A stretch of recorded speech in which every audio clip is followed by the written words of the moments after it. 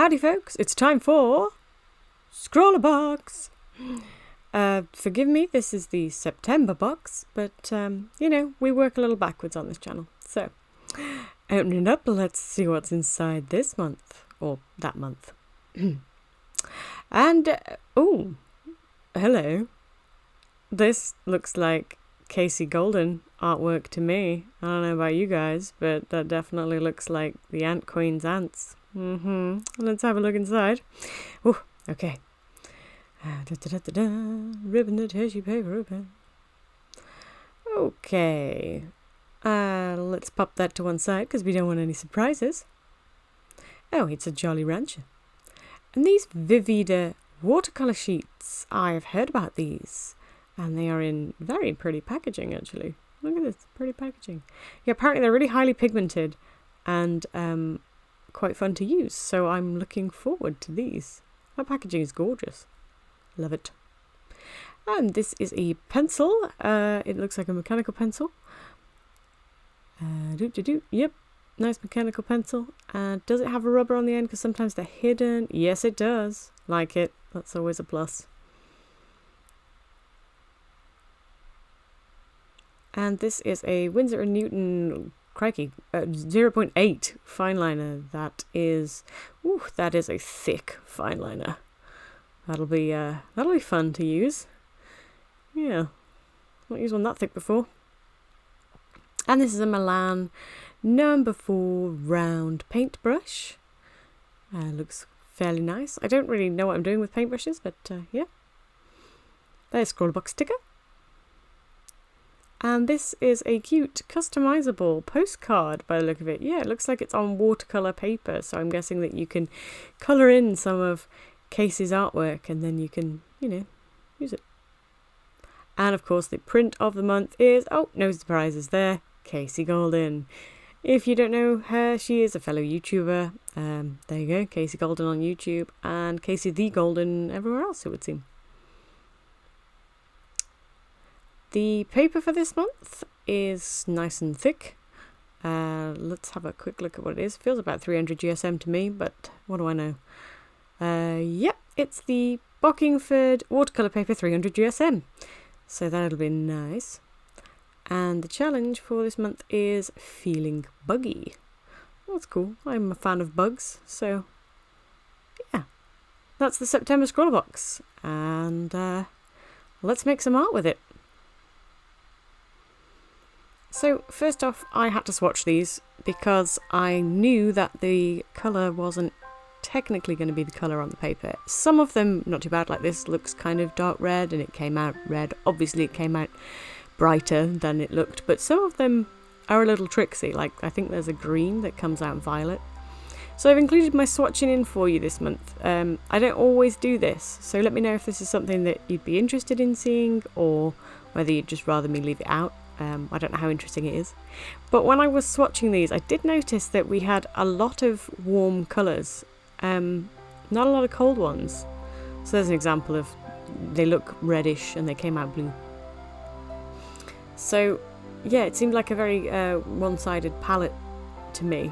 And I'd already had an idea of what I wanted to draw.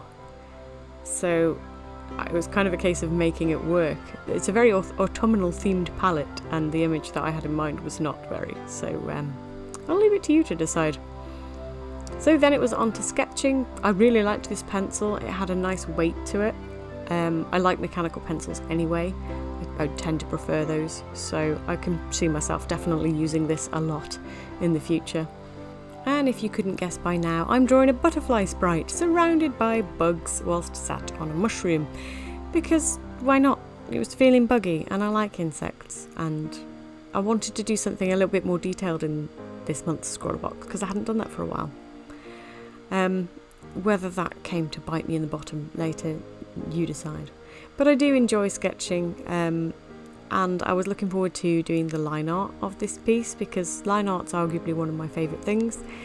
But as I was working on it, I suddenly remembered that we had a very thick liner.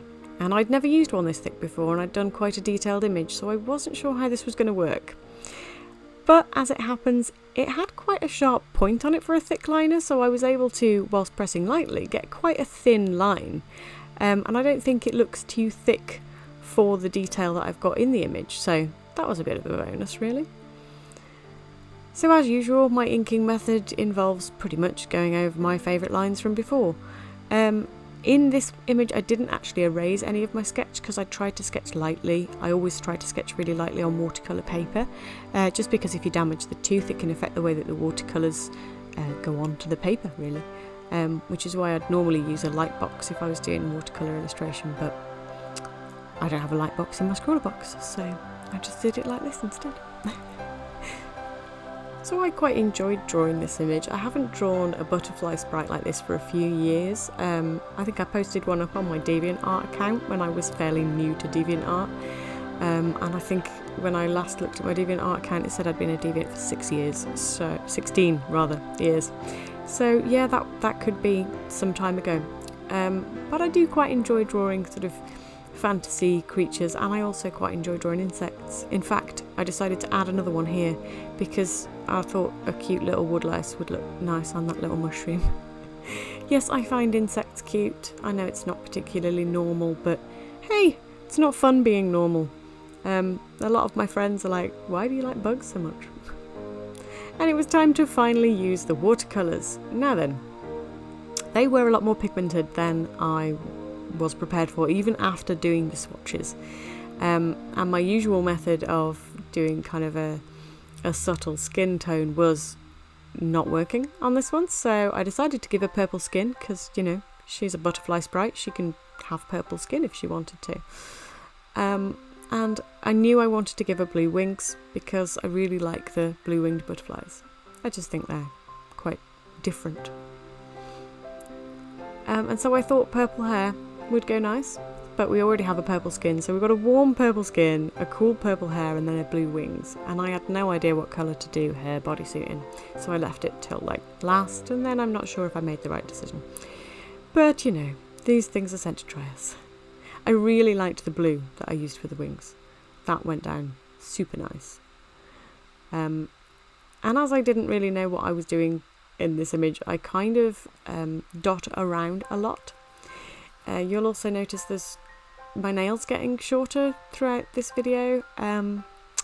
That's because it was done over several different sittings. I just couldn't find the time to sit down and paint, and that really frustrated me, and I think that's kind of part of the reason why I'm not totally in love with this image at the end, because I didn't just have that time to sit down and work on it, and so everything was in bits and it just feels a bit meh when you do it that way. But when I came back to it this time, I decided to start working on the background and try and make it really cohesive, which was difficult with these paints. Because they're so vivid, it was hard to keep those colours cohesive. And I think I did okay with the background, but I lost it all in the foreground, let's be honest. It looks very vivid by the end of the video. Spoilers, by the way. You'll see. But yeah, as I mentioned, this was filmed over several different days, so there'll be outfit changes and nails getting shorter because the winter hates my nails and my skin around my nails. And it was about this point that my cat was starting to get quite demanding, and sure enough, he decided to jump up on the table and pay me a visit. I tried my best to carry on whilst he was just kind of hovering over my work, purring and sniffing at my stuff, but eventually he told me it was time to take another break. So I had to put my stuff down, and after appeasing the king of the house for a while, I picked them up again. So working on the toadstools, I tried to keep them paler in the background and brighter in the foreground, using a colour that I'd already put down. So these reactivate really well. So those on the palette had dried up completely, and I just added more water to them and I was able to use them really well. So that's a bonus for them. But getting them on the palette in the first place is quite tricky. Yeah, I normally use pan watercolours, and you activate those by just putting water on them, but of course these are sheets, so they were absorbing it. So I found them quite difficult to get the pigment into the tray and on the palette, so that was interesting. I don't know if anyone's got any tips on how you would do that. I also wasn't a huge fan of leafing back and forth through the pages. I found that I couldn't figure out what colours I had a lot, so I was kind of constantly leafing back and forth, getting myself covered in paint, as you can see here. My desk was covered in pigment, my face was covered in pigment. I don't know how that happened, but my husband was like, "What's that on your face?" I was like, yep, that's pink pigment. I don't know how it got there. True story. But yeah, I found them a bit tedious to work with in that respect. They were difficult to get off, and they were difficult to water down. But they were really super pigmented, so I'm kind of torn. I feel like if they weren't in this kind of flick book fashion, they might be a lot easier to use, but then I suppose they wouldn't be as portable. So yeah, I'm torn. I like the coverage. I don't like how hard they are to apply. I suppose that's my review. But yeah, as you can see, I went with a green bodysuit in the end. A brighter green than the background, but still I wasn't sure. So I decided to use the fine liner once again, since, you know, I love line art, and try and thicken up some of those lines to see if that helped at all. It's an odd place to be at the end of an image when you've worked on it for so long and you go, I don't really like this. But I can't decide what it is about it I don't like. I think I would have liked a white gel pen just to try and bring out some highlights in her hair, because I think it got kind of muddy with all the layering I tried to do. But I didn't have one, so I didn't use one. Just trying to religiously stick to the items that were in the box. And this is what we ended up with. Whoops. This is the final illustration.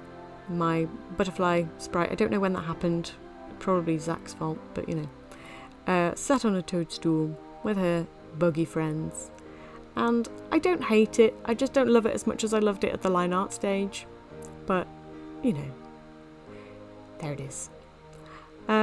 So what do I think of these? Well, I think I've summed it up already. I like them, but I don't like the fact that they are leafy like this. I think if they were in a palette, I'd find them a lot easier to use, but that might just be me.